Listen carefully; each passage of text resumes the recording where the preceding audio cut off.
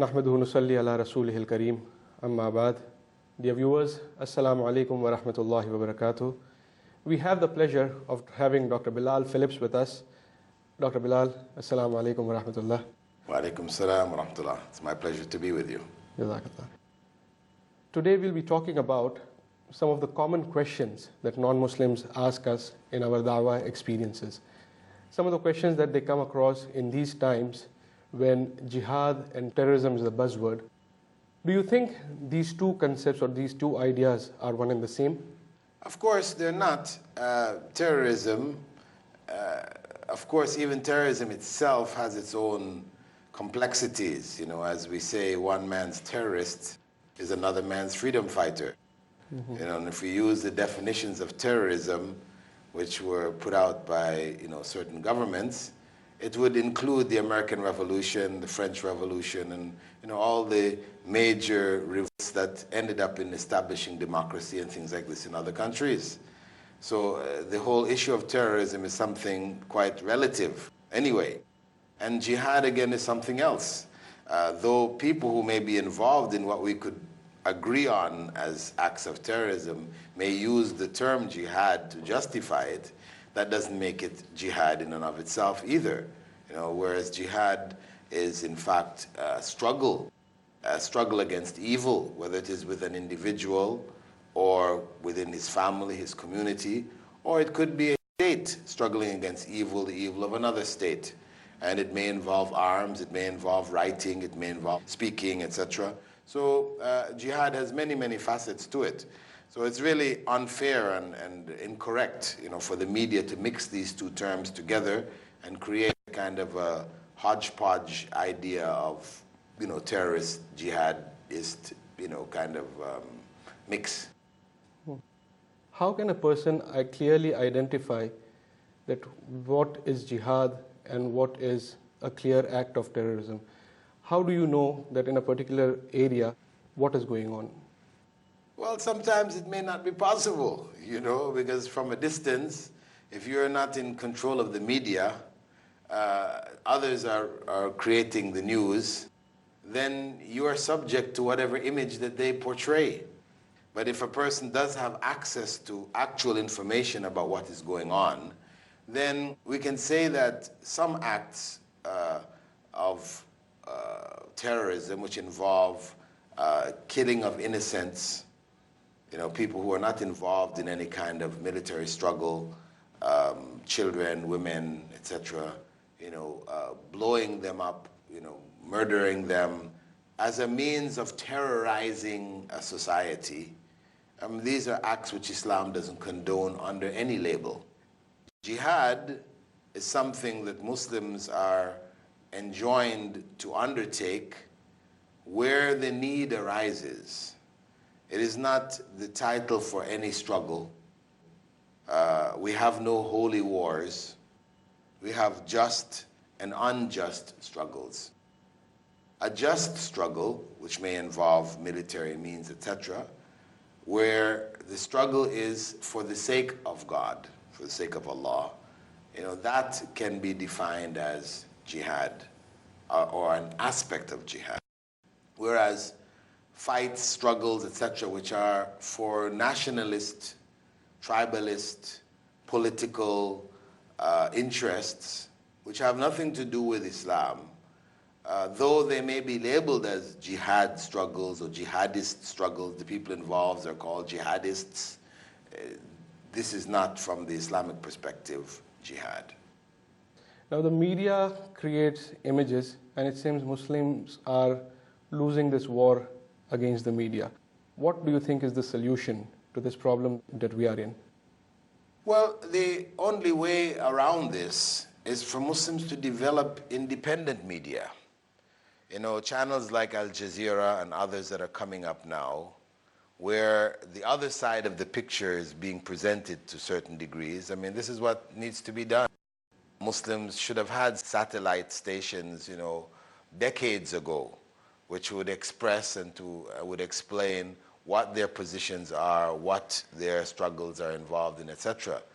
But as long as the media doesn't remain in our hands or doesn't get into our hands, we don't take an active part in utilizing the media to portray our own causes, then we will always be subject to the whims of Western or Eastern or non-Muslim media. As you are aware, Sheikh, that a lot of our programs are telecast on the satellite channels, and we know the cost involved in setting up a channel. We've been trying to do that. Now, it's a huge cost. What message would you like to give to the Muslim brothers and sisters around the world as far as their responsibility towards setting up a good Islamic channel? Well, as I said, it is something which should have been done decades ago. And really, there should be positive support for all such efforts. And whether it's with the IRF efforts, there are other efforts being done elsewhere in the UK. There's Islam Channel, and in the US and Canada and other parts of the Muslim world now, people are becoming more and more aware of the need to develop our own expressions, channels of expression through the media.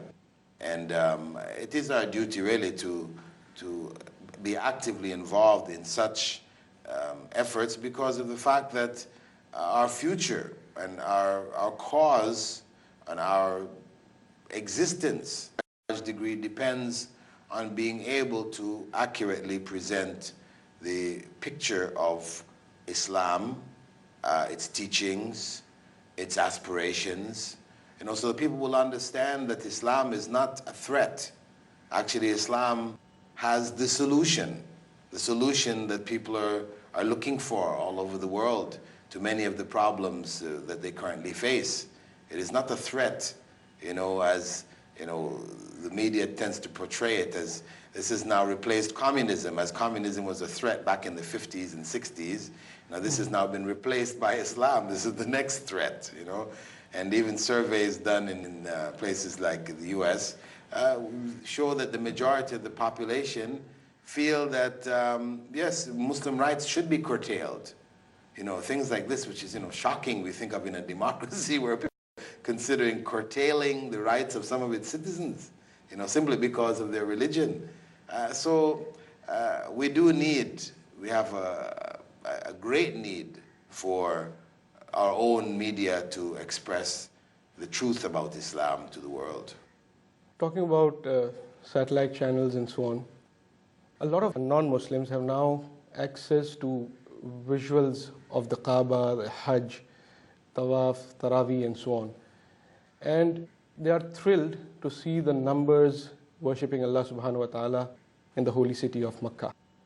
What they come back and ask us that why are only Muslims privileged to visit Makkah? Why are we not allowed to enter this holy city?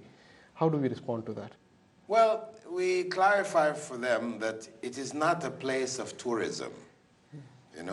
Naturally, tourist spots, everybody wants to go and visit the tourist spots, the temples and the pyramids, and these are spots of tourism. Whereas Mecca represents a sanctuary for Islam and the worship of the one God. So those who are coming there should be coming for that same purpose. If people are coming for tourism, that is going to interfere with the religious activities and the rites, etc.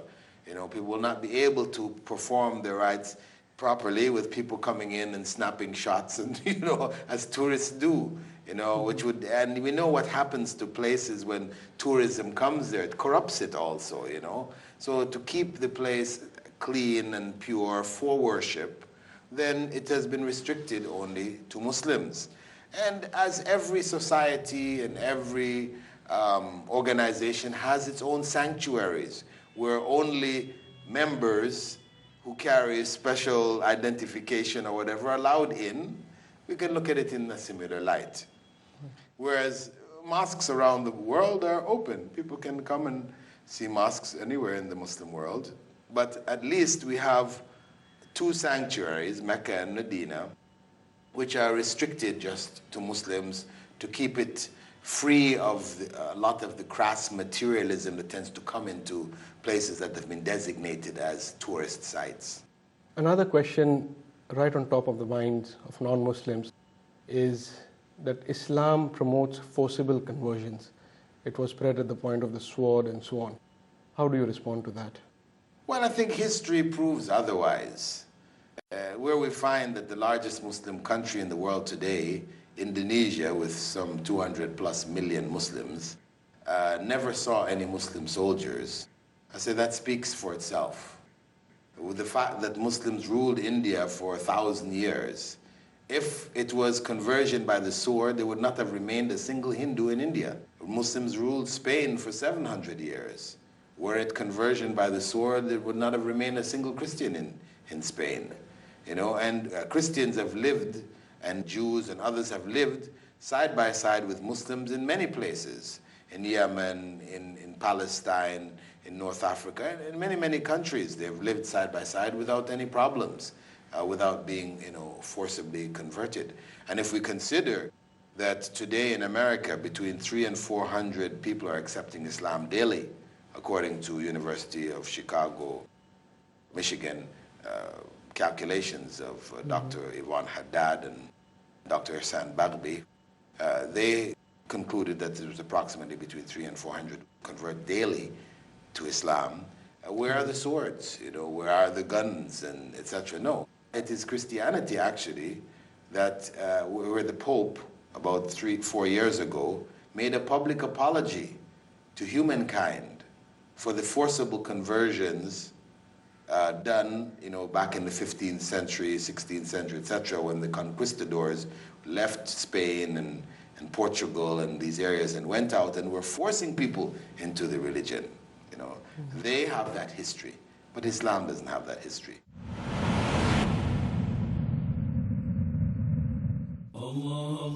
From human rights, let's move on to women rights in Islam.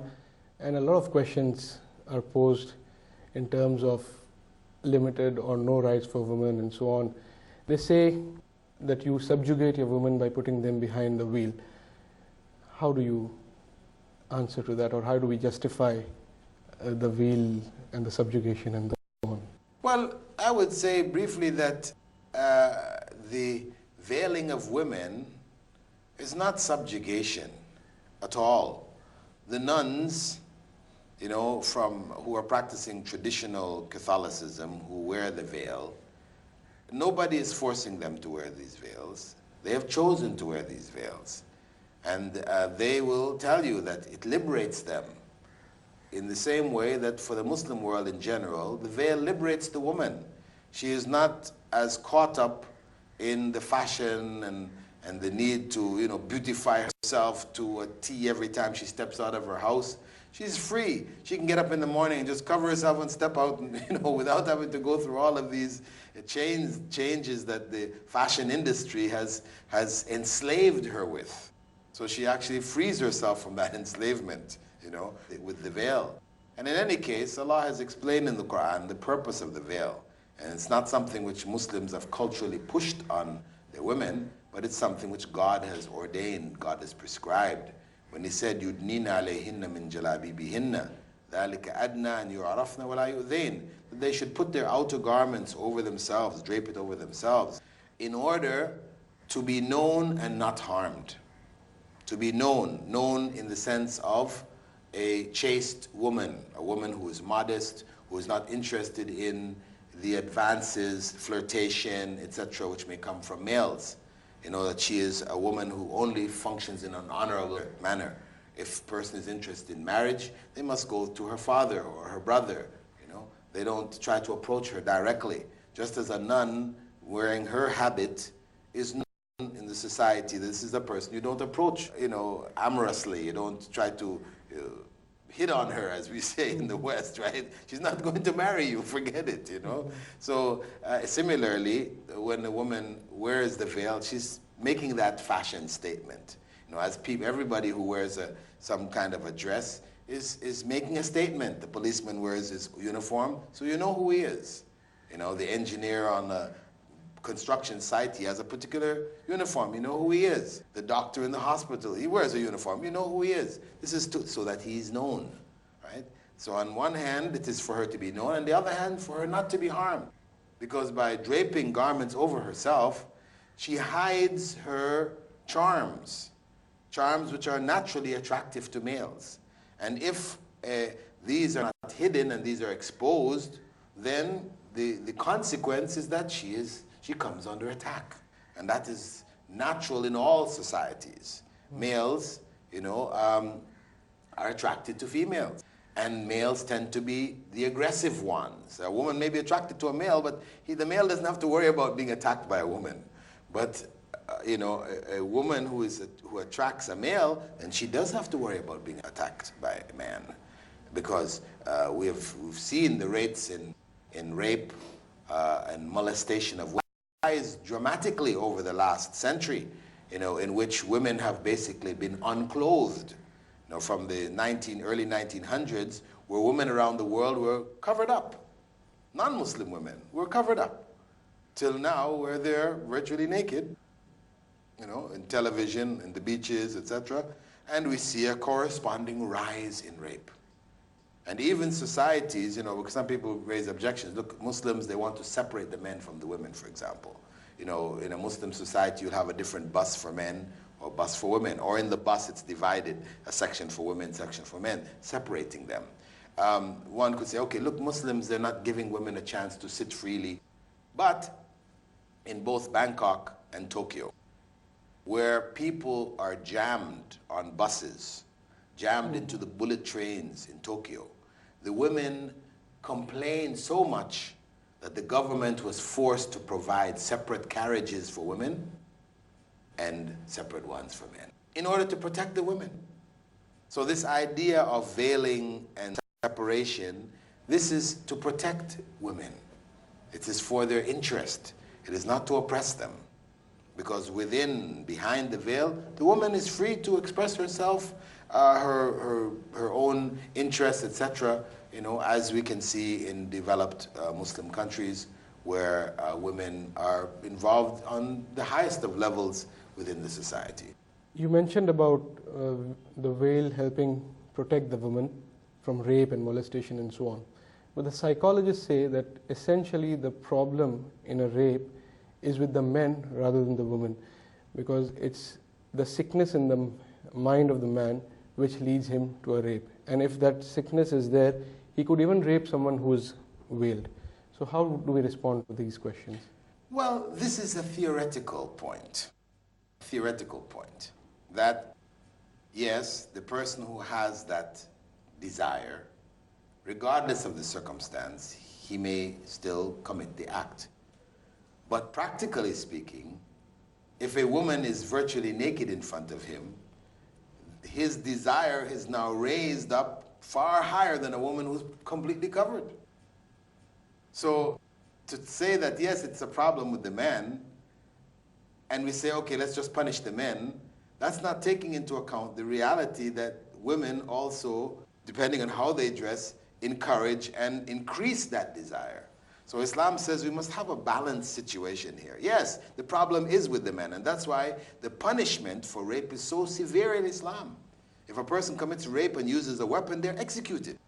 That's a very severe punishment, very severe. Your life is lost, okay? But on the other hand, it says, okay, so women, you should cover yourself so as not to incite this individual, so that when this person's life is taken, it's because he has no excuse. He has no excuse, So it is finding the balance. Another question that we normally face is that why is, first of all, polygyny allowed in Islam? If a man can have more than one wife, why cannot then a woman have more than one husband? So how do you explain the whole situation? Well, that point is, usually raised by feminists. Anthropologists clearly understand why this is not the case, because anthropologists who always compare human behavior with animal behavior, we just don't find, polyandry in the animal kingdom, because the ruling figure is the male figure, and women and the females attach themselves to the male. So there's a natural tendency that polygamy is only found in the male, single male, multiple female format. As to single female, multiple male, this is something rare, abnormal. I mean, if we go around the world, through history, go back in ancient times, in ancient civilizations, in primitive civilizations, wherever you go in the world, all you find is polygyny, men having more than one woman. Why is that? Is it that, there is this unfairness everywhere, or is it a natural consequence of the natural way and that human beings are created, that males have these tendencies, they have the strength, they have the authority, that's the format it falls under? The reality is that it's natural.